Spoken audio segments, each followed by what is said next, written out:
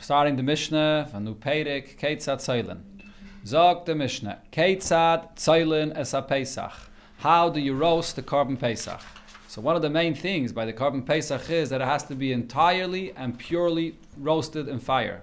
It can't be cooked. Even a part of it that would be cooked and not fully roasted is an issue. So how do you get the Korban Pesach to be fully roasted and thoroughly?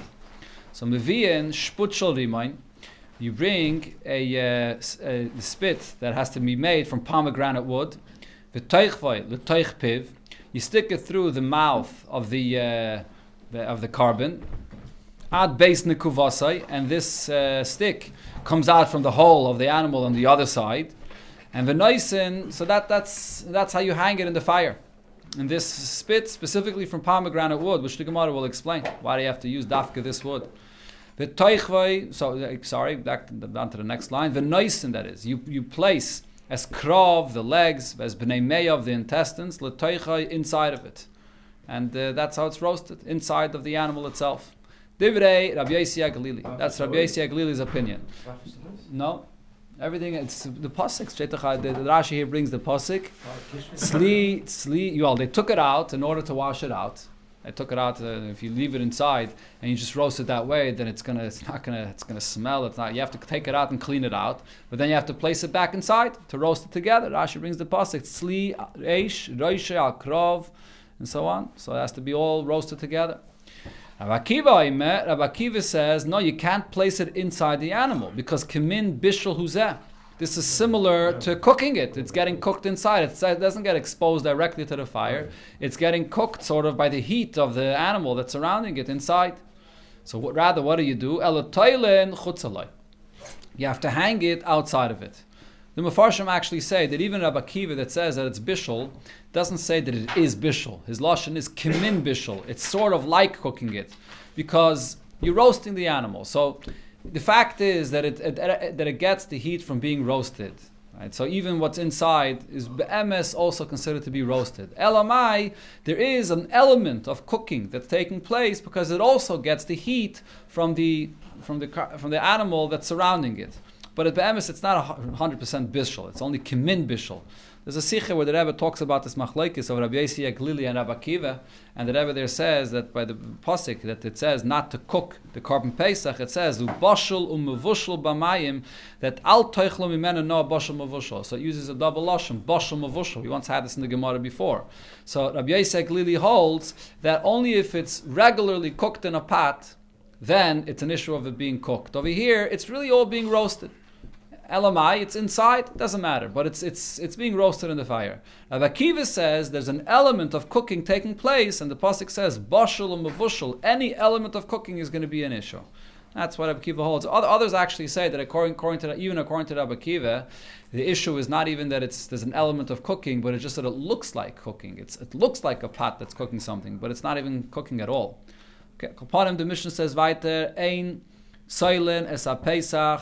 Another halacha regarding the roasting, you don't roast the Pesach loya lashpud, not on a metal spit, v'loya la'aschala, and not on a grill.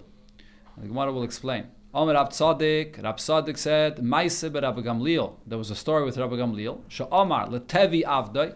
He told Tevi, his servant. Tevi he brought up in Mishnayos many times. He was a servant that knew how to learn Torah and so on. And he told him, say, V'tzla lanu es ha-Pesach al-askala. Go and roast the Korban Pesach on a grill. So he actually told him that he could go and roast the Pesach on a grill. So the Gemara is going to discuss this. We just said that you shouldn't roast it on a grill, and here it says you could. The Gemara will explain that there's something you have to add over here into the Mishnah. We'll see. So the Gemara, v'neisi shal matches. Why can't you use a metal spit to place the animal, the Korban Pesach on it to roast it? Why does it have to be from wood? Says the Gemara, the issue is Aidi, the cham miktsasai, but the nature of metal is when it comes hot, and part of it, cham kulai, the entire metal spit becomes hot. And what happens then? And then that metal spit that goes inside the animal, which is hot, so the animal is getting cooked from that heat of the metal itself. And the Torah says, It has to be roasted by the fire. And not to be roasted, not to be cooked from any other element of heat, including this metal that you're placing it on it. Okay, so we can't use metal for this reason, because it gets too hot. But why can't you use a piece of wood from a palm tree? Why does it have to be from a pomegranate tree?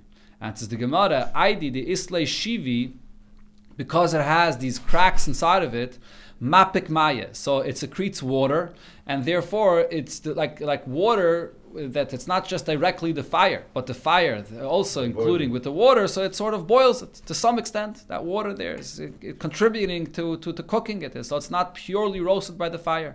So it's a bit cooked. Why can't you use the wood from a fig tree? Answers the Gemara, the mechalchel mapik maya. The wood from a fig tree is hollow inside, and it has sap inside in the middle. And then when you use it in the fire, so then that sap comes out. And so again, it's going to be similar to being cooked. To some extent, it's cooked. Why can't we bring shal alen, wood from an oak tree, or shal charuv, a carob tree, shal shikma, a sycamore tree? So all of these don't have the issues that we mentioned before. It does not have this moisture, so it's going to be fully roasted. Why does it have to be the pomegranate branch? And says the Gemara, the ispe kitri, so because it has knots, and in order to be able to put it into the animal, you have to cut out these knots. Mapik maya, in those areas that you're cutting out the knots, there is some moisture that does come out from it. Frag the Gemara, if that's the issue, that it has knots in it and it's not a smooth piece of wood, shal rimoy nami ispe kitri. The rimoin also has knots in it, and you're also going to have to cut it out in order to be able to place the animal in it. So what are we gaining by using the pomegranate spit? Says the Gemara, no, that's different. Shi kitri, the knots of the pomegranate branch are smoother. And in order for you to be able to use it, to place the animal on it, you don't have to cut it off. It's easy to just put the animal on it without cutting it open. So the moisture that there is inside is not going to come out, and therefore you can totally roast it, and it'll be roasted by the fire and not anything else. No water, no heat, directly from the fire. Another answer here is, it has to be a specific pomegranate tree. Benavga barshata, it's talking about a young tree, a young pomegranate tree that's only 1 year old. The less big kitri, it doesn't yet develop any of these knots, and therefore you place the animal on this, and you didn't cut it at all. There's no moisture coming out.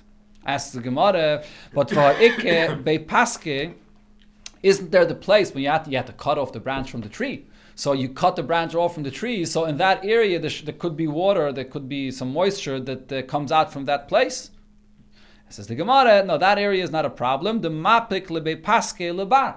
That area of the branch that you cut is not inside the animal itself. That's sticking out from the mouth of the animal.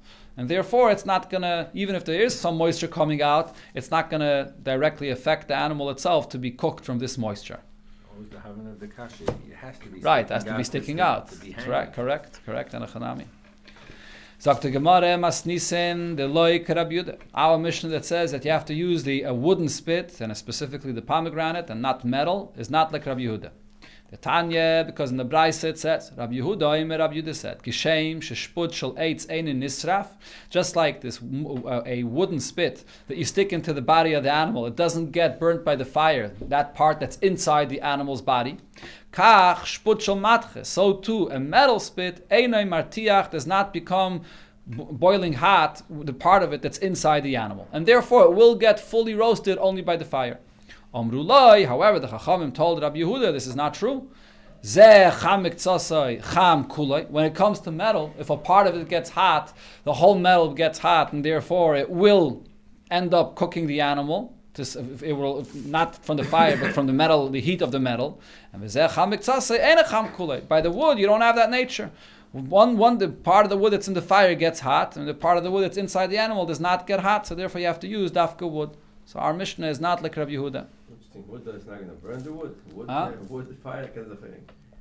No, the part that goes inside the animal, it's not exposed to the fire. It says it doesn't burn it. Yeah. No. This has to be a big.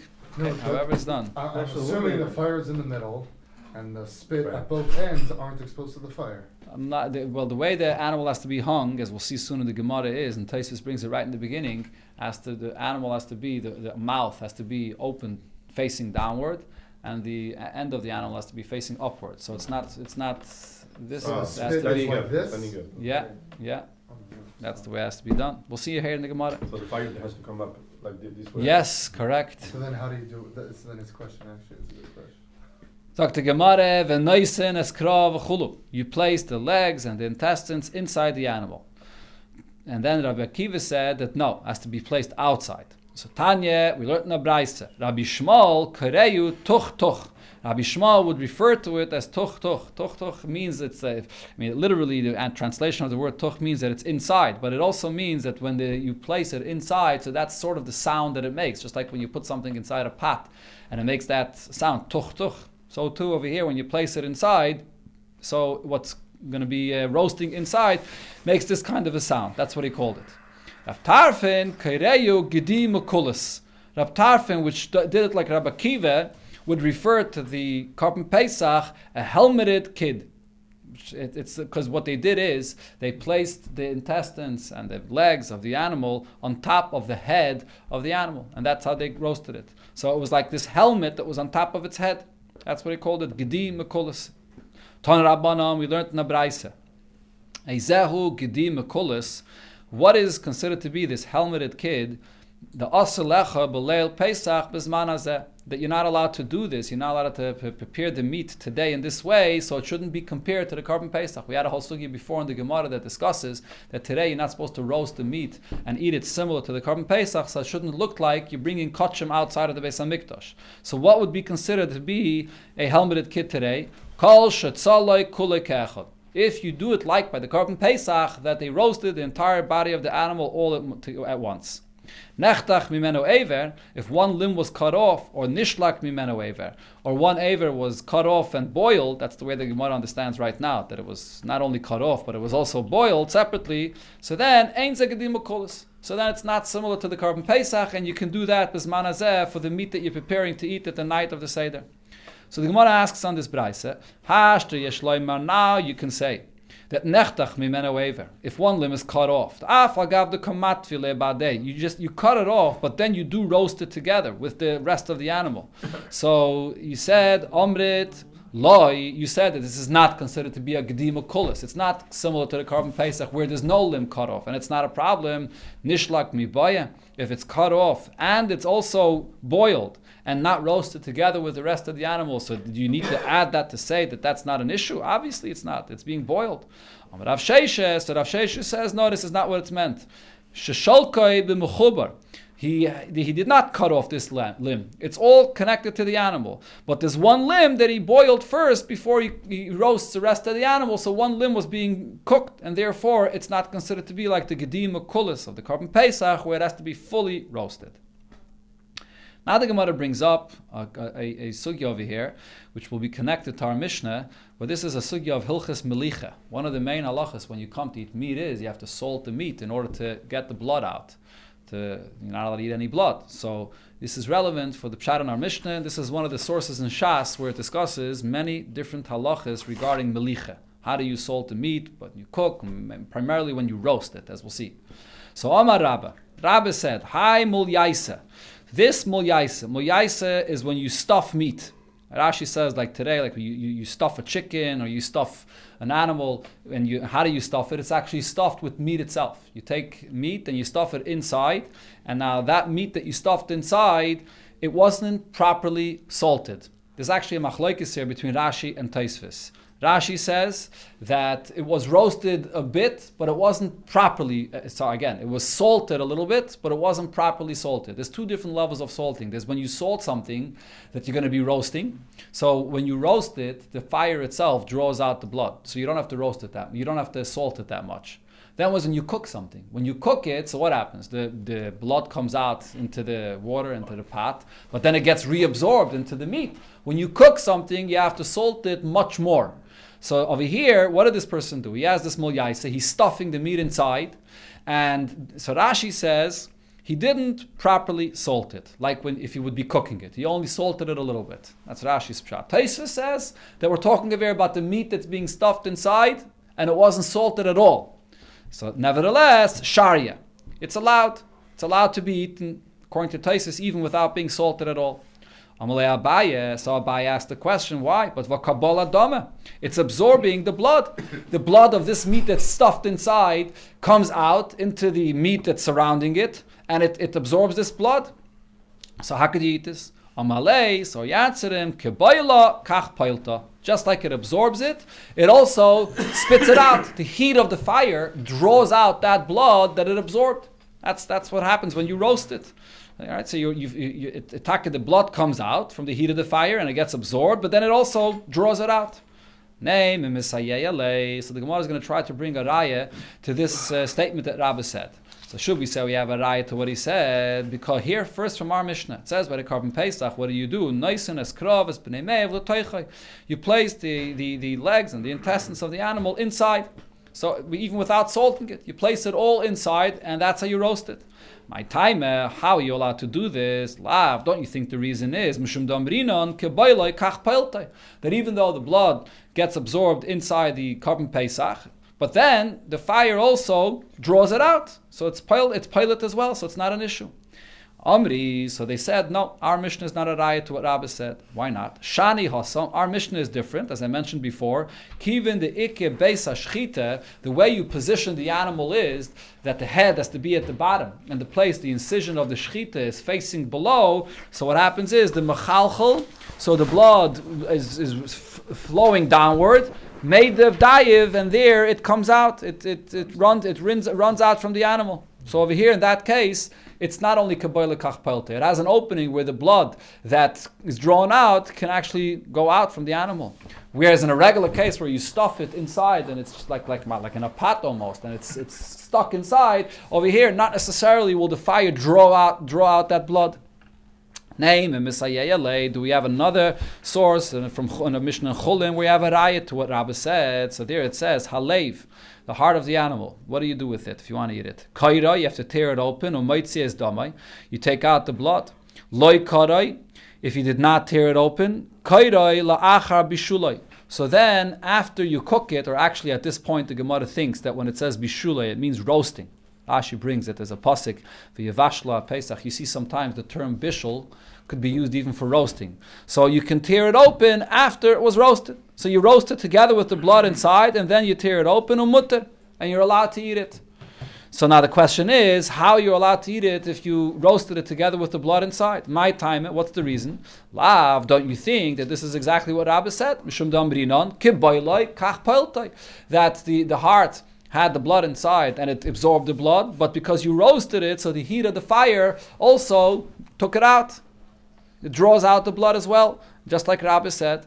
Says the Gemara, no, there's no raya from there. Shani leiv, the heart of the animal is different. The shia, that it's smooth and it does not absorb the blood, even if you cook it actually. So now Rashi says, when it said in the Mishnah, kaira la'acha bishulai, we could learn bishulai meaning literally that you cook it. Even after you cook it, the skin or the heart has such a kind of a skin that's smooth and it does not absorb it. So that's a whole different story. Therefore, even if you didn't remove the blood before, you can eat it. Now the Gemara brings a story now, a case from an Amayre. V'haravin Saba. So Ravin Saba. Taflei v'haravin Saba. Taflei ahu bar geizala l'rav. So he prepared a geizala, a bird. And what did he do with it? He put like bread around it, flour around it.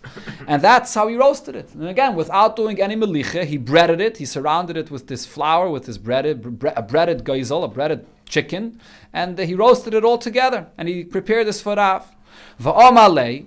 And Rav said to him, Imaili taflei, if this is a good tasting breaded chicken, so havli veichel, give me and I'll eat from it. So what do we see from here? That it was not, melicha was not done with it. It was roasted this way, a breaded chicken or a breaded bird, and a dove, okay? And nevertheless, he ate it. So what's the reason?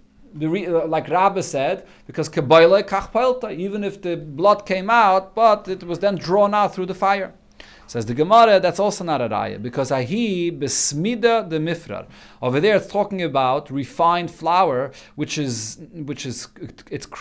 crumbles. It's not flour that holds it inside. Over there, in that case, the blood that comes out seeps through and comes out. Rabbi was talking about a case where you stuffed meat inside an animal. You stuffed chicken inside, so in such a case, it won't necessarily be drawn out. But over here, you're talking about this refined flour, which is more crumbly, and therefore the blood will come out. So there's no raya from there. Now the Gemara asks a question on what Rabbi said before. V'harave ikla lebei reish galusa. Rava was by the Reish Galusa, v'taflu le baravze, and they breaded for him a goose. Is that what it is? Yeah. So Omar, and what did Rava say? Eloi the chazise, the zig, kizuza chivre, if not for the fact that I'm seeing that whatever moisture, whatever's coming out from this goose, and it comes into the bread that's around it. If not for the fact that I see that it's clear, that it's zig, it's clear, kizuza chivre, like white glass, I'm not going to eat from it. So if there's any reddishness from the blood that comes out, I'm not going to eat from it. It has to be clear like glass.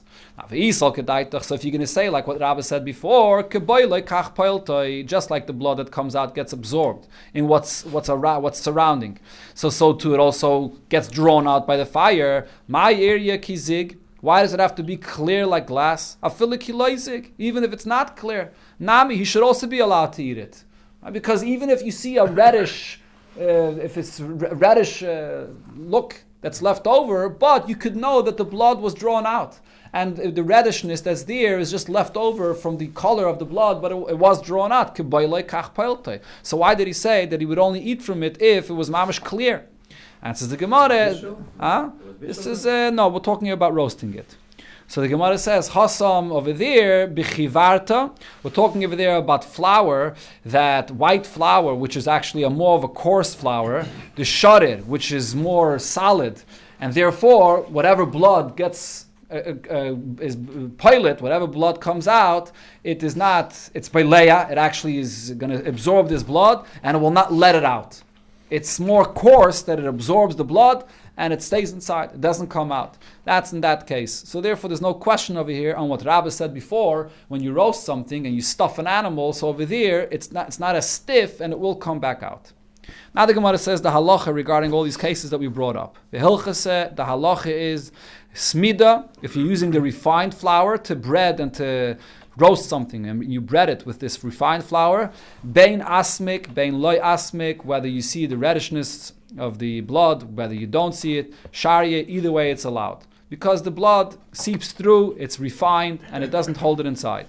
The chivarta, this white flour, which is coarser, and it doesn't allow the blood to come out, so only izig kezuza, if it's clear like glass, like white glass, sharia, then it's allowed. But iloy, if not, aser, it's not allowed. The shar kmachim, all other kinds of flours that you use to bread a chicken or whatever it is, asmik, aser, if you see any reddishness, it's not allowed. Loy asmik, if it's not red, then it is allowed. Now going back to what Rabbi brought up before, hai mul yaisa, this stuffed meat, man, the osar, the one that says that it's not allowed. So this is a machlokes. Rabbi said it's allowed, but the one that says that it's not allowed, afile puma lesachas, even if you're roasting it like the carbon pesach, where you have an incision of the animal that's facing downward and the blood could flow out. So the one that says that it's osar says that even in such a case it would be osar. Uman the shari. And the one that says it's allowed, afila puma le'el, even if the opening is facing upward, so it can't flow out, it still will be allowed. I'm not sure, according to the Mandama, that would say that even if it's facing downward, it would be osir. How would he answer the Korban Pesach? How was the Korban Pesach done? It might be an exception. Okay, I mean it's to eat the blood. I'm not sure. So the Gemara says vehilchase, we paskin like Rabbe mul yaisa, the stuffed meat shari. It's allowed to be done if you didn't salt it at all or you didn't salt it properly. Afila puma le'el, even if it's facing upward, we say kaboiloi kach poilte. Whatever blood comes out gets absorbed, but then it gets drawn out by the fire, and you're allowed to eat it this way.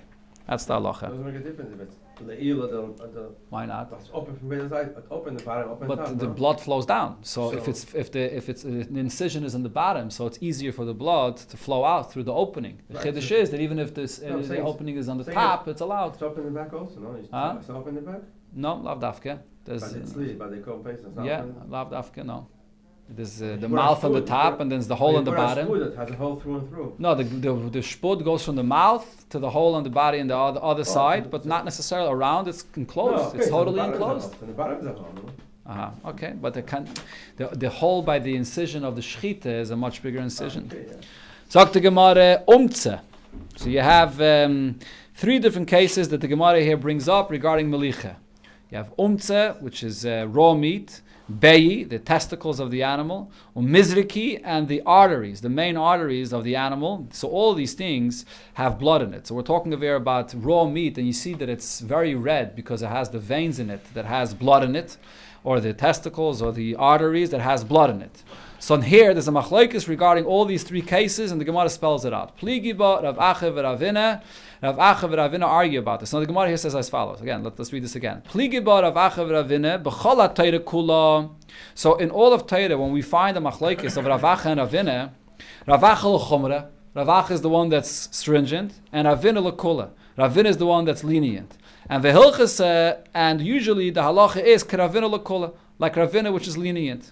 Labar mahani tlas, besides these 3 things that we just spoke about, the Rav Acha l'kola, Rav Acha is the one that's lenient, v'Ravina l'chomra, Ravina is the one that's stringent, and but v'hilchasik Rav Acha l'kola. We'll paskin like Rav Acha regarding all these things to be lenient. So now the Gemara goes through the 3 cases here.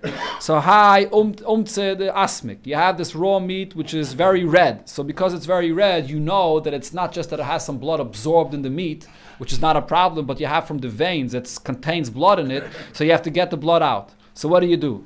So chatchei umalchei, if you cut it open and you salted it, so then afil likdei shari. So to cook it in a pot is allowed. Shaftei b'shpude, you put it on a spit and you roasted it in the fire. Shari, it's also allowed because made of dayif, the blood flows out.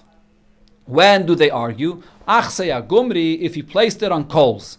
See here, there's a machlokes. What happens to that blood that you saw was there? Does the fire take it out or not? Pligi bar Rav Acha v'Ravina. Chad asar, one of them, and we know that this is Ravina. Ravina was the one that was stringent. He says that it's asar, and v'chad shari, and Rav Acha said that it's allowed. And the Gemara explains, man the asa, the one that said that it's not allowed, he says mitzmis tzamis. When you place it directly on coals, on the fire itself, so what happens is the heat of the fire actually shrivels it up. So then the blood stays stuck inside. It doesn't come out. Mandeshari, the one that says that even in this case it's allowed, mishav shoiv. The heat of the fire, even in this case when it's on the coals, it does draw out the blood. And therefore it's allowed. And the hilchasa, like we said before, we paskin l'kula mishav shoiv. That we rely on the fact that the blood is drawn out. Same exact thing the Gemara is going to say regarding the beyi and regarding the mizriki. V'chein beyi chatchinu malchinu. If you cut it open and you salted it, afil likdeira, even for a pot, sharian, it's allowed. Talinu b'shpuda, you hung it up on a spit and you roasted it, sharian, it's also allowed because made of dayev, the blood flows out. Achsinu agumri, you put it on coals. So here, pligi bar Rav Acha v'Ravina, this is the argument like before. Chad asa v'chad shari, one says it's forbidden, one says it's allowed. Man da asar mitzmis samis, he says that it shrivels it and the blood stays inside. The man da shari mishav shav, the one that says that it's allowed, says that it does draw out the blood. And v'chein mizriki, the same thing is also with the arteries of the animal that you're using. Chat malche, if you cut it and you salted it, afil likdei shari, for the pot it's allowed. Talya b'shpud, if you hung it up in a spit, beis hashchita l'tatoi. So the opening of where the beis hashchita was is facing downward. Shari, it's allowed because made of dayev, it flows out the blood. Achzi agumri, you place it on the coals. Pligi Rav Acha v'Ravina. This is the machlokes here. Chad asa v'chad shari. Man da asa, the one that says that it's not allowed. Mitzmas samis, because it shrivels up. Or man da shari, the one that says that it's allowed. Mishav shav, he says it still draws out the blood. And the hilchase, we paskin mishav shav, that the blood is drawn out. Hai umtze, you have this raw meat, the asmik chalye, that the chalye, the gravy of it that came out of it is red. That's one pshat. Rashi says there's two pshatim here in chalye. One is the gravy that comes out of it. Another thing is Rashi says that they would soak the meat in vinegar in order to get the blood out of it. So we're talking about the vinegar that you soaked it in. So if it's red, whether this gravy or this vinegar is red, osir. So then you're not allowed to drink from it. You're not allowed to eat it because it's red. Lo yasmik, if it's not red, so then chal yashari. So this gravy or this vinegar is allowed. Ravina says, even if you don't see redishness in it, it's still not allowed. It's